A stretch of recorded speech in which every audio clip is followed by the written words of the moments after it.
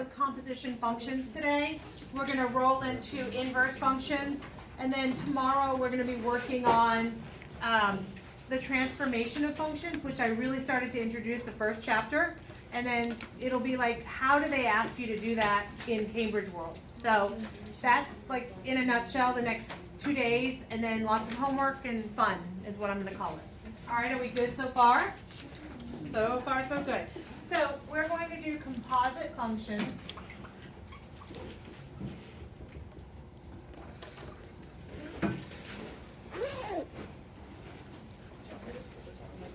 Yeah. They don't really need to. I mean, they can. But... Okay. So, thank you. All right, that goes, where do I go? I don't even know where to go. Never mind. She didn't hear me. Hi. All right, so I'm going to tell you we have function number 1 and function number 2.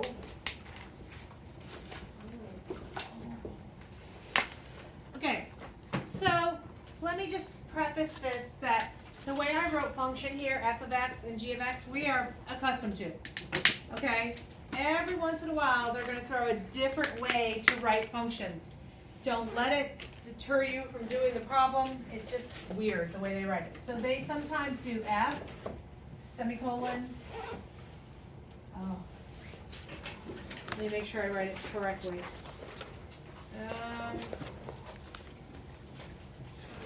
I'm not a 1. Not a 1. Hold on, I'll get there. It's just really weird that the way they write it. It's definitely not the way we write it. Yeah. That's how they write it. That's f of x to them. And g of x would be, it's just weird. Very, very weird. If you see that, just rewrite it as f of x or g of x, okay? They mean the same thing. It's just sometimes their problems have this in it, and sometimes their problems have this in it. I got no rhyme or reason as to why. It's just, that's what they do. Are we cool? I just want to make sure that if you see something that looks like this, you don't get tripped up and like, what are they talking about? They're talking about functions. Okay? So the first thing I'm going to do is have us do, and the way they write f of g of x is a little different as well. F of g of x. Okay? So f of g of x, we usually write f parenthesis g of x close parenthesis, but they don't, that's how they write it. So we just have to kind of get used to that. So what does it mean when they say they want us to compose f of g of x? Go ahead. You put g of x into the x. Yeah, you're going to take the second guy, so in this case g of x, and everywhere you see an x in the f of x, we're going to insert it. Okay? So this would be 2, instead of x, I have x squared minus 1 plus 3. And the one thing I would ask you to do is clean it up, make it pretty. If you can distribute. If you can combine like terms, combine like terms. So in this case, we have 2x squared minus 2 plus 3. So 2x squared plus 1. Feeling good? Easy so far? I say so. Okay, what if I asked you to do g f of x? You plug in wherever there is an x, g of x, you plug in f of x. Yes, so you take the second thing and you plug it into the other guy. Alrighty. So 2x plus 3 squared minus 1. And then I would say clean it up, FOIL it out, combine like terms, make it beautiful. So this is 2x plus 3 times 2x plus 3 minus 1. And so we have 4x squared plus 12x plus 9 minus 1. And then just to clean it up, one last step, 4x squared plus 12x plus 8. Feeling good? Yes. Okay, let me give you one to try without me. What's that? Oh, That's nice, right? Very nice. Agreed.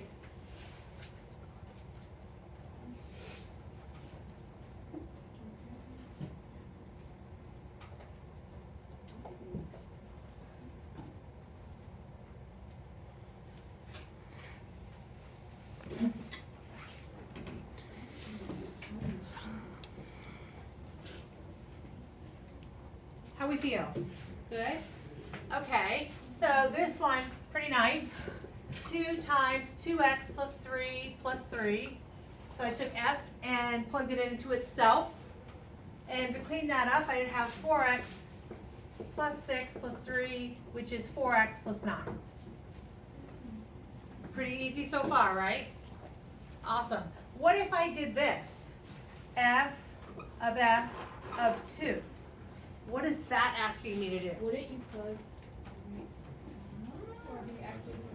Go ahead. You do what you did for the first one, but then plug 2 at the end. Absolutely. So I did what I did for the first one, and then I could plug a 2 in at the end, or I could plug the 2 in to the F originally, get an answer, and then plug it into that.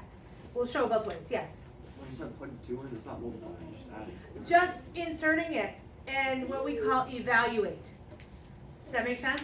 Okay, so I'll show you both ways. So the first way is do what we did here. So they found the f of x. Oh, looks like a different handwriting. So I had f of x done, and then evaluate it at the number 2. So you would have done this same process and then plug the 2 in. So your final answer would be 17. That's one way to do it. So you actually do f of x and then stick the 2 in. Literally, done. Or I could take the 2 in originally. Let me underline it in a different color. I could take the 2 and plug it in originally. A lot of people like this method best. So they take the 2 and stick it into the f. So there's my f. So f of 2 is going to be 2 times 2, bless you, plus 3. Okay? And so I plug the 2 into the original. So I get 4 plus 3, which is 7. And so now I'm going to take the answer, what f of 2 is, which is 7, and plug it into f again. So what is f? It's 2 times 7 plus 3, which is 14 plus 3, which is 17. Just another way to accomplish that task. You choose which one you like best. That one makes it more complicated, Some people like to do the f of x first and then evaluate. Some like to evaluate and then take that answer and evaluate again. So you make that call. How do we feel? Thumbs up, thumbs down? Like we're cool? So far so good? Okay. All right. All right. And again, however you choose to attack that, you're good. All right. Now, let's have more fun. Oh, well, what I call fun. All right, so another type of problem, another problem. So I'm going to give you a g of x and an h of x. The first thing I want you to do is I want you to find gh. We're so used to having parentheses there. And then the second thing I want us to do is solve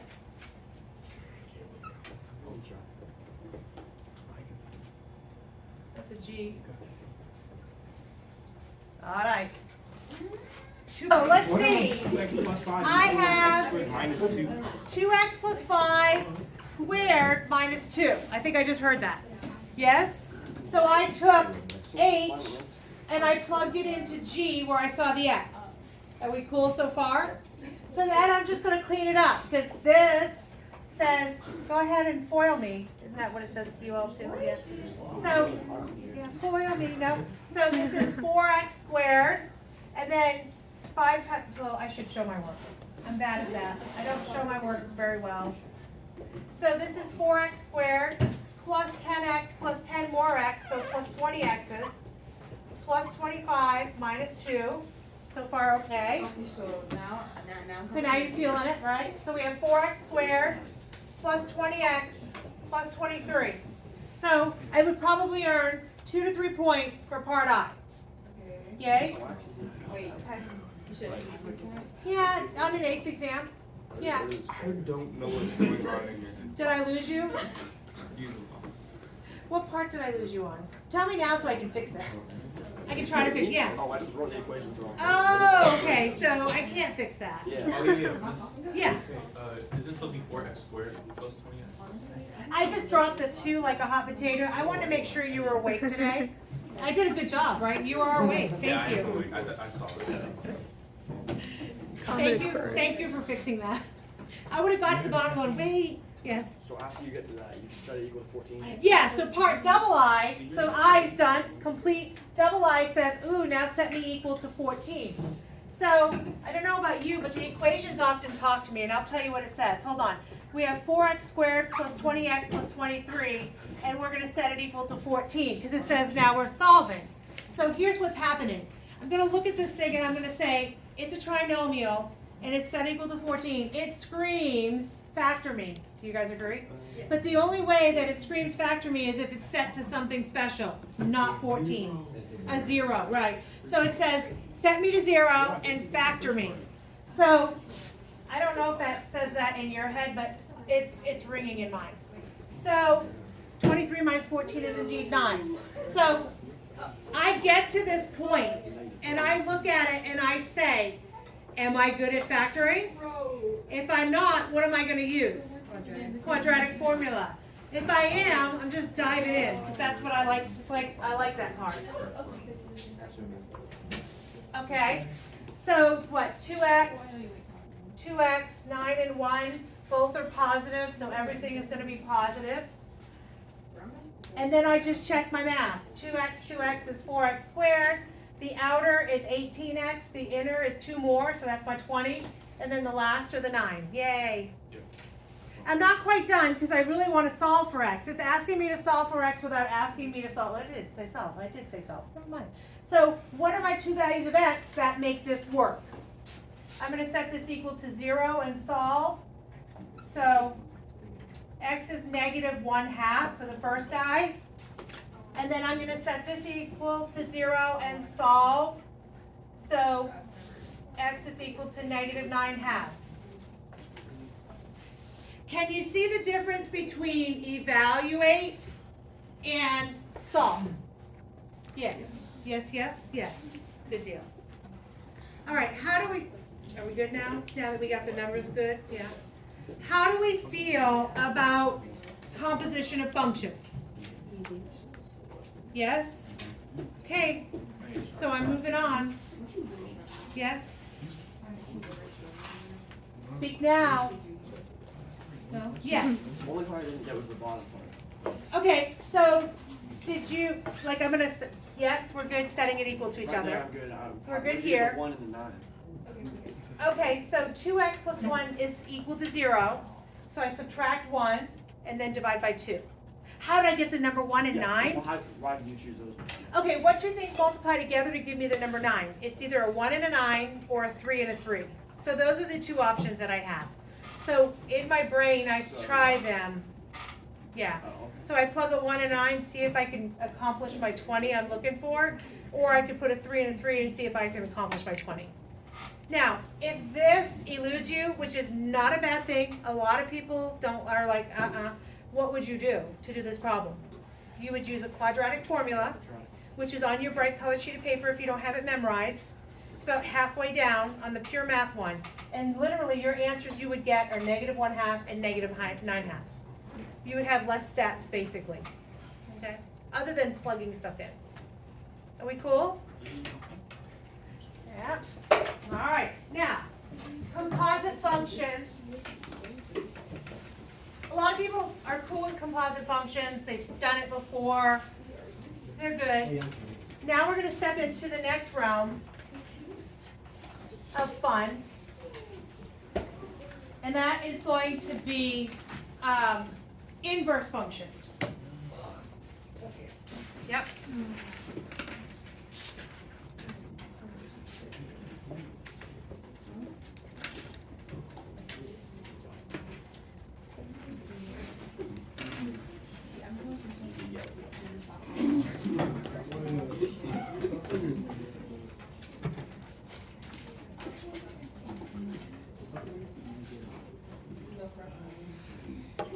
Okay. So, the first thing we're going to talk about is what is an inverse function? Why does it exist, right? So I'm going to do it through a chart. The other day, we used a chart to figure out whether something was a function or not.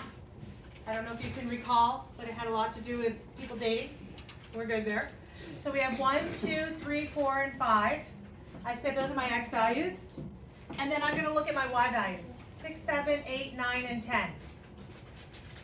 For something to truly be an inverse function, literally, your x's and your y's are going to be interchanged.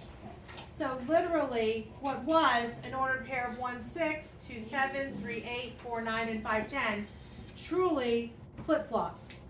Okay, so I'm going to call this function f of x. And then I'm going to tell you how we name an inverse. The inverse is written like this. You see the difference between the f of x and that? It's to the -1 power. Okay? So the inverse function still has an x and a y, just like a regular function. The only difference now is what was once x will now be y's. What was once y's will now be x's. So literally 6, 7, 8, 9, 10, 1, 2, 3, 4, 5. Your x and y flip for every single one of them, and that is called an inverse function. Okay? So visually, with a table here, it makes sense. Flip, flip, flip, flip, flip. Are we cool so far? Have you seen it before? Yes? No? Inverse functions? Never. Cool. Sometimes you see them in Algebra 2, sometimes you don't. But we're good. Okay, so we are going to find an inverse. Now, what I'm going to show you here, I'll tell you steps. We gotta pay attention to me. Did I say it right? What's your name? Did I say it right? Okay. What's your name, honey? I said it right. So pay attention to me, not everybody around you. Okay? So we're going to be working on inverse functions. So the idea is that you are going to learn how to start with an equation and find its inverse. We started with an ordered pair set, pretty easy to find its inverse. So how do I go about doing that? I'm going to tell you steps that make this really, really easy. So the first one I'm going to give you is a pretty simplistic one. We're going to start with one that's not hard to conquer. Okay, so I'm going to give you steps. These steps are really kind of important because you're going to want to use them every time. So f of x equals 5x minus 8. The first thing I ask you to do is instead of having f of x, rewrite that thing with a y. Do you guys agree with me that f of x equals y, so it's not that big of a stretch of the imagination that I can rewrite it like that? Are we good?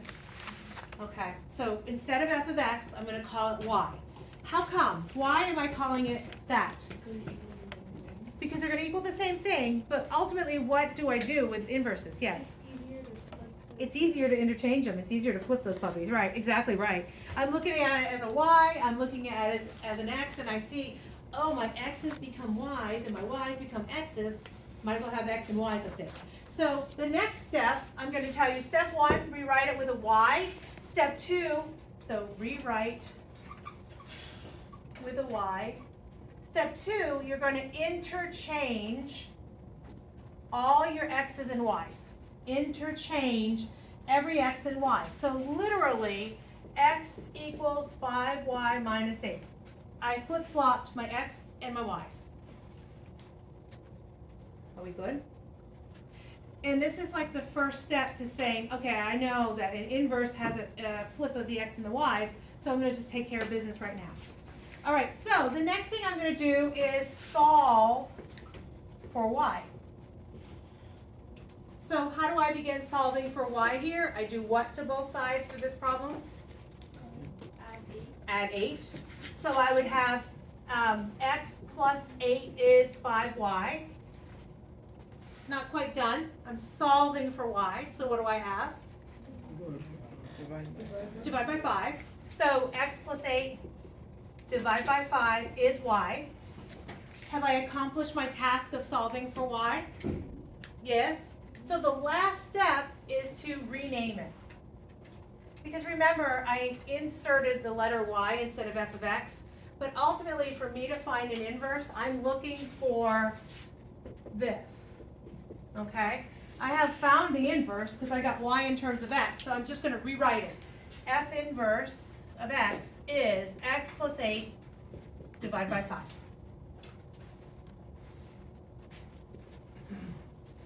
Horrible? Not horrible?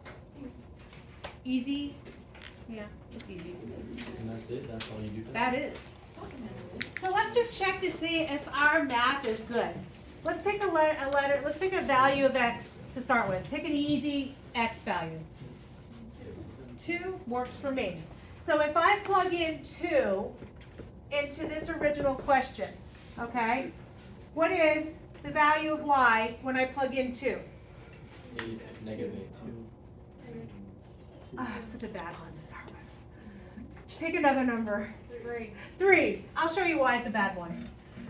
It's not a bad one, but it's like not going to show my point. So let's plug in 3. What do we get? 7. We get 7. Because what would we have gotten for the last one? 2. And if I interchange them, can you tell the difference between 2? Nah, not so much. So 7. Are we good there? So we did a little calculation in our head. Now, if this is true, indeed, the inverse, if I take an x value of 7 and I plug it right here, what should my answer be? Let's see. So if I plug in 7, because remember, literally we interchange. 7 plus 8, 15 divided by 5. 3, is that indeed the reverse of it, right? Yeah. 2, 2 would have been a no-go. Because it would have been like 2, 2, 2, 2, yay, you see the difference? No. All right, are we cool? So is everybody seeing that we accomplished our goal of finding its inverse? Yeah. So let's make it Cambridge-like. Oh, you knew that was coming. That's funny. Like, oh, no. Are you sure? Okay.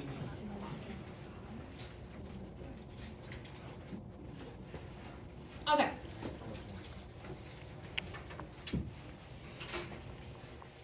Now, let me preface this with, for me to be able to find an inverse, it must actually meet 2 criteria. The first criteria is that it is indeed a function. How do I know if something is a function or not? Vertical line test, 1 to 1. 1 to 1, is a very specific type of function. What did I talk about over here as far as like this guy here? Where each x value points on one Each line. x value produces a separate different y value, right? And does an x value repeat itself? Like, do I have the number 1 twice? No. I don't have the number 2 twice, etc. Because remember, girl number 1 can't date 2 different guys. We call her not a function, right? So are we cool there? Everybody with me? Okay. So if we're looking at this, this is indeed a function. Step 1, is it a function? Yes, we're good. Step 2 for criteria, more specifically, is it 1 to 1? Do you guys remember specifically what 1 to 1 means? Every x produces a totally different y, yes. And every y only has 1x. Say it again. And every y only has 1x. Every y has only 1 x, yes, absolutely. And visually, what would it look like if I was drawing it? The graph is going in one direction. The graph is going in one direction. So is this, what kind of graph would this look like? Do you guys visualize? It's a number line, it's a line, right? It's just a line. Is it going up, up, up, up, up, right? Okay, so yes, it is a function. More specifically, it's 1 to 1. Yes, it's a fruit, I'm eating a strawberry. Remember I gave you like it's very specific. So 1 to 1. So for me to be able to find an inverse, yes, it must be a function, and also it must be 1 to 1. Are you guys feeling it so far? Okay, so now let's throw some Cambridge thought process into this. Here's my function.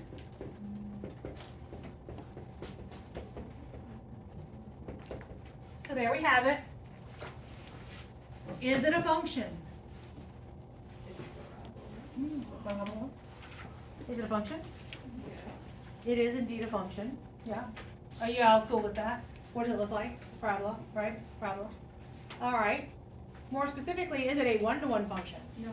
No, because what does it look like? Yeah, it's like that. And what does it do? It goes down and then up, right? That's a no-go. I can't find an inverse of that. because it meets my first criteria, is indeed a function, however not one-to-one. So let's draw this real quick. Do you guys mind doing like a rough sketch of that on your paper? Rough sketch of x minus 5 in parentheses squared plus 3.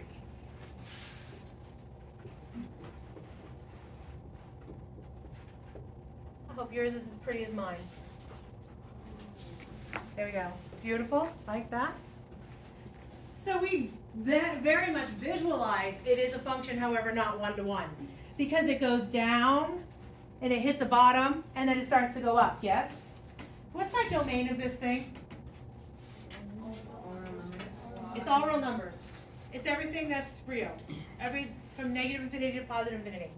So is there a possibility that I could rename my domain and say, now I have a function and now it's one-to-one? So in other words, could I alter my domain a little bit from being all real numbers? Could I kind of alter it a little bit saying, oh, if I do this to that picture, then I do have something that is not only a function but one-to-one. Yes? If you cut it in half along the axis of symmetry. If I cut it in half, yeah, if I cut it in half along the axis of symmetry, then it would do this, right? It would go on this side, down, down, down, down, down, that would be gone. Or it would go up, up, up, up, up, and that would be gone. Does everybody understand what I'm saying? What did she say? What we said? So once, if you divide it in half, once you prove it into one. Yeah, but kind of. If I actually say, now I really am specifically looking at a single part of this domain. What's the key number here that allows me to make it from all real numbers function to something that's now one-to-one? What's my special spot in this particular problem? Go ahead. Where x equals 5. Yeah. Why is where x equals 5? Where is that? That's the direct middle. That's that bottom of the barrel. That right there is the place at which it becomes, it goes from down to up, right? So if I took this thing and said, look, I only care where x is greater than or equal to 5, what would this picture look like now if I restrict the domain? So I'm looking at from 5 and everything bigger is what I care about. So what would that look like if I was to take my finger and erase part of the graph? Just be going on. It would just be the stuff going up, right? It would be that would be gone, right? And I didn't erase very well. So you see, that would be gone. Is it a function? Sure. Is it now one-to-one? Absolutely. I've restricted my domain to allow this to happen. Hence, if it's a function and one-to-one, am I able to find an inverse of it? Yes, I am. Without that restriction of the domain, I'm not able to. However, what if I did this? What if I said parabola over 5, up 3, and I said, look, I only care about stuff that's less than or equal to 5. Then you erase those parts. Then I erase this part. Is it a function? Is it one-to-one? Yeah. So on the test, on an ACE exam, it'll be very specific. I only care about the stuff to the right of it. It would look like that. Or I only care about the stuff to the left of it. And it would look like that. They tell you which one you want to get rid of. They don't make you willy-nilly pick one. Are you guys good with what I just said? Okay, so we're going to go with the first scenario. Is everybody cool right now? Okay, so I want to, now that I know it is indeed a function and one-to-one, I want to find its inverse. So how do I go about finding the inverse? What's step number 1? Set it equal to 1. Make it equal to y. So that's where we're going to start. Y is equal to x minus 5 squared plus 3. And then you swap x with 1. And then I interchange x and y, literally flip-flop. So you guys cool? Working on it?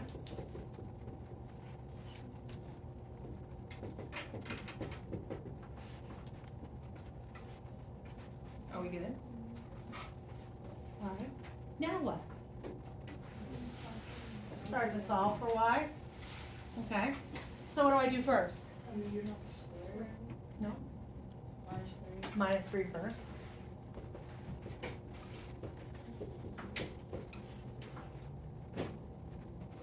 Now what? Square root. But we're going to talk. I sound like a mean mom, but we're going to have a talk. So now we're going to have a talk. Let's do a sidebar. When I do a sidebar, that means I'm going to talk about something that's really related to this problem, but not this problem, okay? So you don't have to write this down, you can just kind of visualize with me and talk with me for a minute. You know, we'll talk math. If I asked you to solve this equation right here, you would tell me, you said 2. I say you're not right. Plus or minus 2. Okay, tell me why. Yes, Because you can square -2 and +2 and still get the same thing. absolutely. 100%. So in your mind, you should think always, when I'm solving a squared like that, I always will get 2 answers. Very good SAT, PSAT thing, by the way. So I'm solving, I actually get 2 results every single time, okay? So plus or minus 2. So having said that, if I'm over here doing this and I'm solving for y, what am I going to do over here? I'm taking the square root of both sides, very much like what we did here, and what should I have when I write it down? Plus or minus the square root of x minus 3 equals y minus 5. However, there's a big but, okay? When I told you we were doing this problem, I said, which one am I going to focus in on for this criteria over here? I'm looking at this guy here, right? I'm looking at when x is bigger than 5. So I only care in this problem about the stuff to the right. The stuff to the right means the positive aspect of that graph. You guys see where I'm going with this? So when I solve, it's plus or minus that. However, I only care about the plus aspect of it. So what am I going to do with this particular answer? I'm going to get rid of the negative. Does that make sense?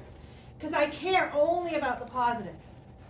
If my problem started and I was doing this guy, I was focusing on this one, would you agree that I only cared about the negative aspect of that graph? How would this change this particular answer? I would get rid of the positive and keep the negative. Do you guys see the difference? So where I'm looking for, where my domain is isolated, I figure out, is it the positive side that I'm working with, or is it the negative side I'm working with? Is everybody cool? Okay, so that was like the only hiccup that a lot of people mess up on.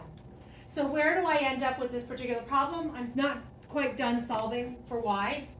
So I add 5 to both sides. You guys good? So I would have 5 plus the square root of x minus 3 is y. And then last but not least, I want you to tell me we just found the inverse. So how do I find out that we just found the inverse? What do I do to label it? I do what? You can test it. No, I'm not testing it yet. F -1. F. So instead of y, because remember we just used y, we're going to rewrite it as f to -1. And 100% you could test it if you so choose. Did I lose anybody, or are we cool? Have you seen this before? Some of you have? Yes? Okay. Sweet. Now, let me give you one.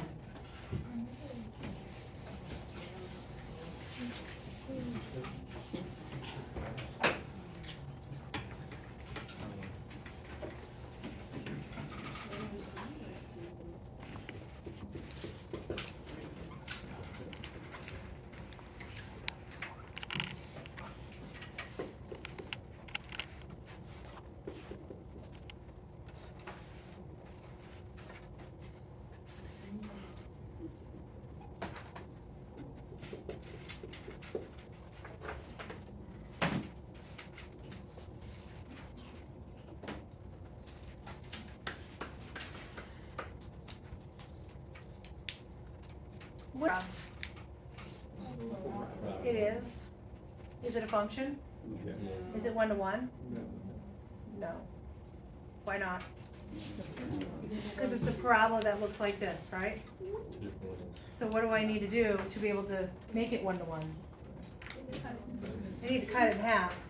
What's my easiest way to cut it in half? Do what? Find a vertex form. Does that ring a bell from last lesson? Yep. So I gotta take this trinomial, and I've got to do what we did on the last test, where we complete the square. Once I am completing the square, I'm gonna ask you just to pay attention to the right-hand side. So I only care about when x is greater than or equal to some number. We're gonna fill in the blank. Okay, work together, talk to each other. On our task. Good. well, it started.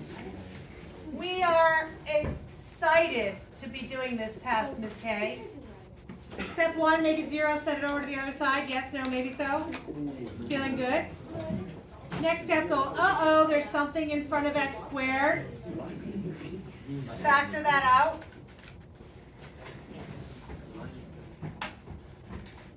Feeling good? That's what I'm asking. Take b, see you later, hon. Divide it by 2 and square it. We're cool. I'm going to add 4 to here, but am I really adding 4? What am I adding? 8. So I have 2 times x minus 2 squared, and that's a negative 2 over there, so plus 2. At this point, it is a function, right? It's not quite 1 to 1. So what is x going to be greater than or equal to? 2. How'd you get 2? Because there's so many over here. Because of the vertex is 2, 2. So your vertex is 2, 2. So you use the x value of your vertex. Okay. We'll finish it tomorrow.